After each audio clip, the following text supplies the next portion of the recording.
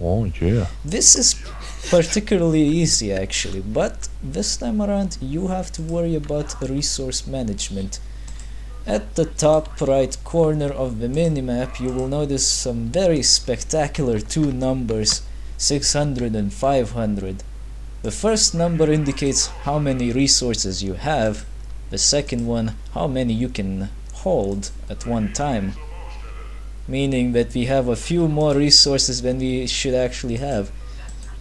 Oh, you dirty boy. If we were to use a trainer, I would usually have 9 billion out of 500, but we're not gonna cheat, not for the most part. Oh. Let's hope we don't have to resort to using trainers for resources, because that wouldn't be very nice. But in case that we just can't get any progression going anymore, we'll just do what we have to do. Rev up the cheat engines. Rev up the cheat engine!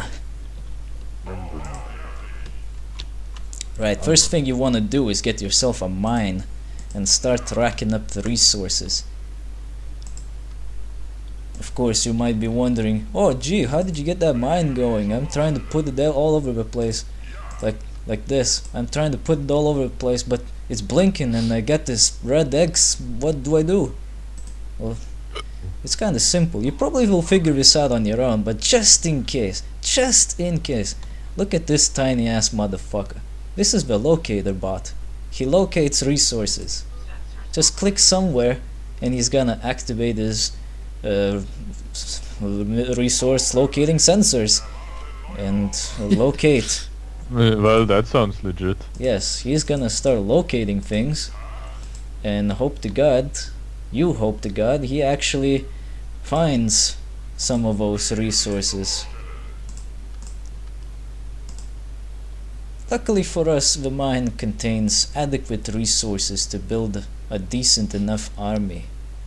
However, I would recommend to use some of those resources to build a military lab, because holy shit, we can make a spider bot with not one but 2 guns!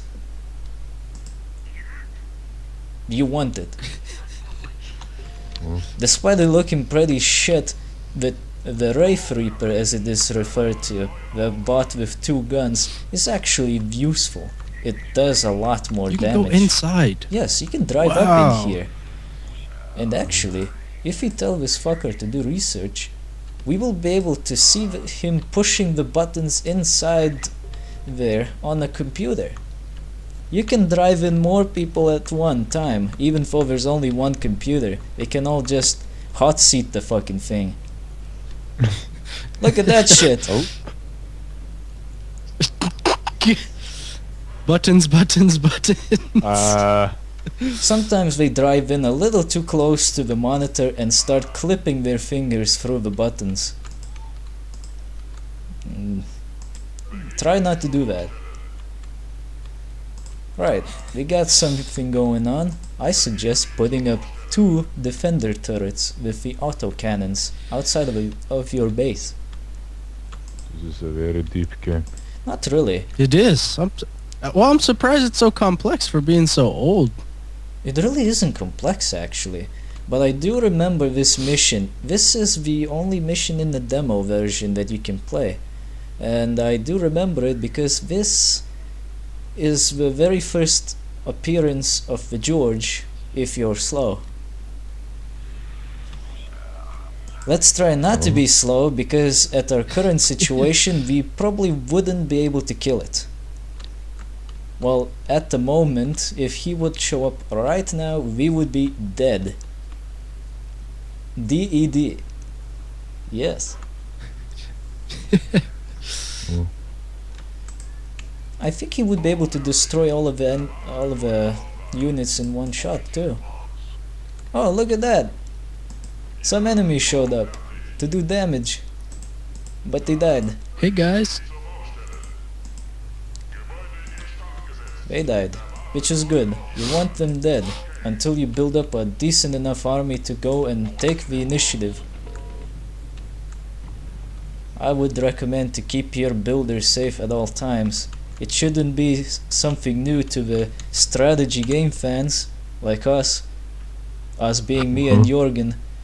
But What? if you're kinda new to this thing, keep your builders safe at all times. It costs resources to rebuild them, and well, if they die and you don't have a civilian factory anymore, which is GG? this thing, Pretty much fucked. yeah, you're pretty much fucked. You won't be able to build anything.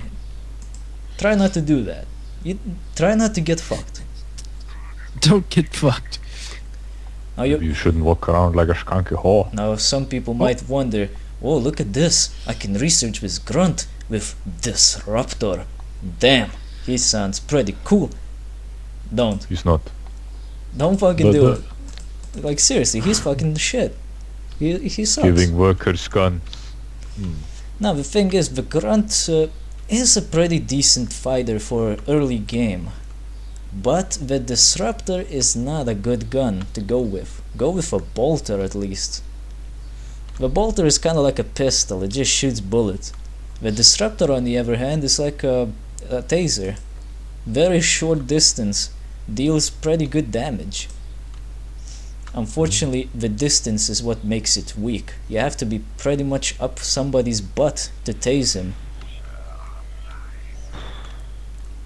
But if you can do it, you could potentially even zap multiple enemies with one shot. I've seen it do it before, but it seems to be a pretty rare occurrence.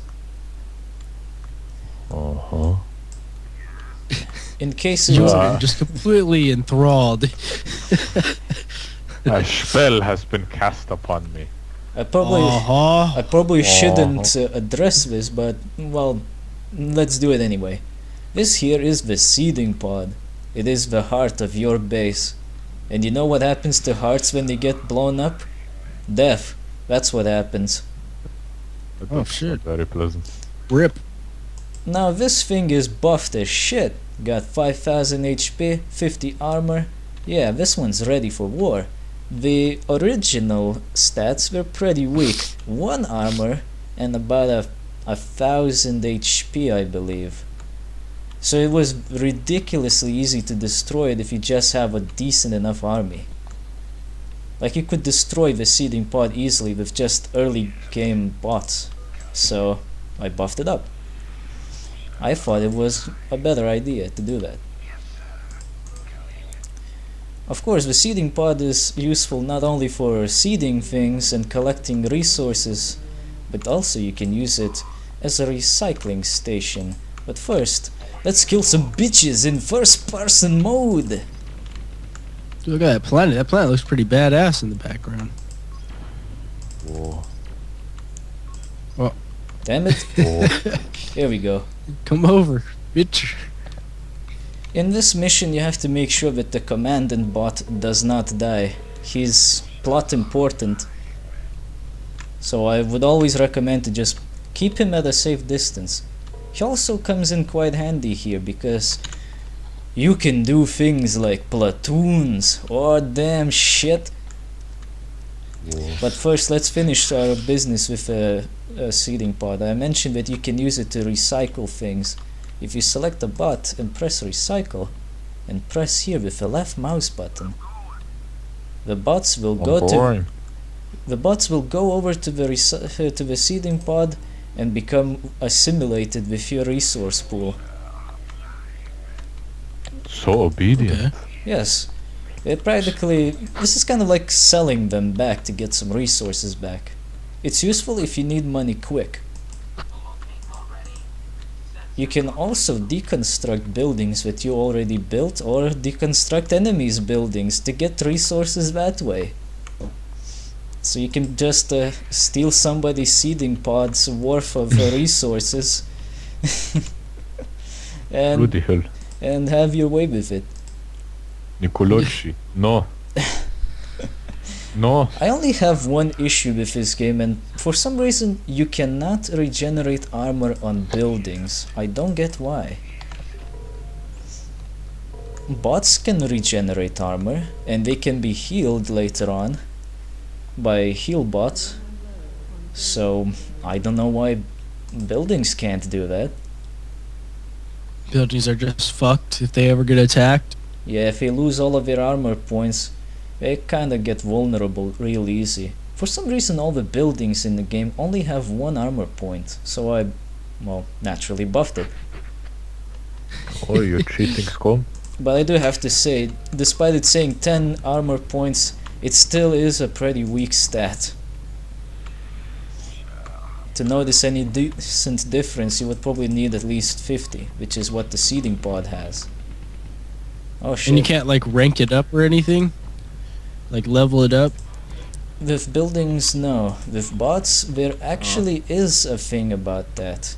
One of the devs told me about it on one of my older machines videos, that there is an undocumented feature that you can level up units. I'm not sure if it's still a thing or not. I'm willing to guess no, because I've never really noticed it, but I did notice one thing that he mentioned. Back to the platoon thing and the commandant. Select all of your units and the commandant and form a squad. Now they are much better. Let's have a look. Here we have a squad, 11 units with a commander's portrait in a, well, squad selection. It's very cute. But what it does is improve the bot's abilities which are in the platoon with a commander. They can now see in the dark because the commander has night vision capability, and they also aim a little bit better. This is very technical. Not only So you don't have to take control of everybody individually? Yeah, not only that, but they also follow you around if you go with the commandant in first person mode. So you don't even have to tell them to go anywhere, just go with the commandant and they'll follow you. It really is It's amazing. pretty handy actually. Yeah, it's really an amazing feature that I think is, well, useful. Let's get these guys out of here. Let's recycle the technicians and then have the military lab deconstructed. I need more minerals. Minerals. So what is your goal on this mission? Just beat the other guys? Yes. Like a tutorial almost? Yeah, it's kind of like a tutorial mission, except not. Here we have to either survive a pretty huge wave of enemies or just go over to where they spawn and destroy whatever they have. As far as I know, we only have a light infantry factory, some garrison buildings and a couple of turrets. But getting to them it can be tricky because they spawn a lot of units. They don't seem to have any limits.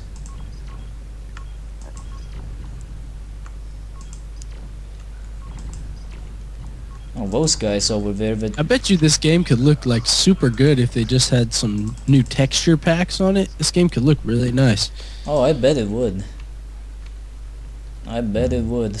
There's actually some people working on an updated version of this game called Open Machines, which is supposed to be open source. Ooh. I'm surprised they didn't recreate it in StarCraft 2 because I heard someone remade Warcraft 3 in it, so I figured you could do anything else really. That'd be cool. That would be I pretty don't know if cool, we played the actually. same though. It's hard to Yeah, say, yeah. actually. Alright. The rest of the bots can stay at the base whenever they spawn in. It's always a good idea to leave some defenders. You never know when they might show up. Them dastardly enemies. The most common Dastardly. enemies you'll notice are spider bots known as reapers and the grunts known as grunts. Very well. It seems that this time around the bots don't really want to follow me. It worked the last time I tried, so I'm not sure what's wrong this time around. I don't know. I do know that while they are in the platoon, they can see in the dark whenever it is actually dark. Does this have day and night cycles? Yeah, on some of the planets. Yeah, I even got night vision. Ooh, Look at that shit. Whoa. whoa. Now we can see in the Whoa. dark. It's too funky for me. It does look pretty good, actually. Like I can see a thing over there in the distance, and I believe that is a turret. Yes, that is a turret. useful night vision? Are you serious? Most of the games I've played, the night vision is just like pretty horrible, actually. Night vision that is not just a gimmick? Unbelievable. Yeah, exactly. Oh shit, it's a flamer. Ah, he died. Good. There's also some flamer grunts which you gotta be aware of because, well, despite them being grunts and dying pretty fucking easily, that flamethrower packs a punch. It also is pretty neat to look at when you set things on fire. I always like using that when I have a chance. Whoa. Let's try to rush. Oh yeah. Oh yeah. Oh yeah. I'm gonna leave a commander behind. Reapers are pretty versatile. Although there are some variants of them that we still don't have access to, which are just better. Like the ones that we are attacked by most of the time have chain guns on them. And despite them being bullets and us using just fucking lasers, plasma or whatever it's supposed to be, the chain gun is a bitch. It deals a lot of damage. But I guess it kinda makes sense. What do you think would rip through metal first? Bullet or laser? I personally think it would be Definitely bullet. laser. Okay. Oh, really? I would think it's bullet actually because, well, lasers here are pretty large. They need to fly over to the place and they probably lose some of that energy while flying over to the target. Whereas bullets, they need you to be closer to the target, but they always hit no matter what. If you have a lock, you will hit. There's no way to miss. So they're way more accurate. Yes, and because of that, they also seem to do more damage. One of our guys is about to blow up because he is getting torched. Oh man. Wait. Never mind. I thought I saw the commander get his ass beat for a second. Oh no, he's nowhere close actually. Look at this lava pool. You can't do anything about it. Oh, they're near the enemy base. Good. It's inside this crater.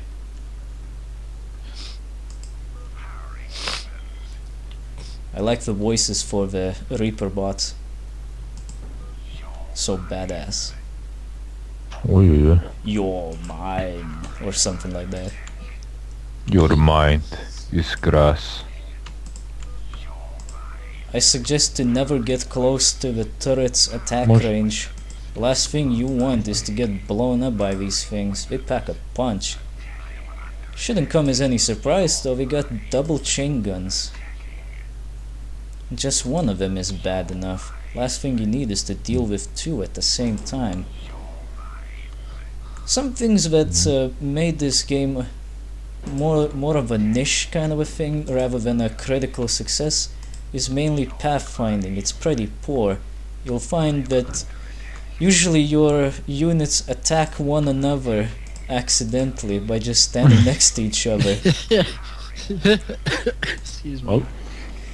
They'll move out of the way if they can't reach the target, but if they can, they'll probably try to go for the direct approach, even if it means losses. We will become a part of the hill. And we found the enemy light infantry factory. If we destroy it now, we will win. I might be mistaking this for another mission. Oh, so you just need to destroy the garrison. Okay. Wow. I might be mistaking Well, this you for know. a different mission that was in the demo. I'm not exactly sure, but I do know that one of them is on the same planet, and the George shows up eventually. You can kill him and that'll end the mission instantly, but it's gonna be tough. It's gonna be real tough.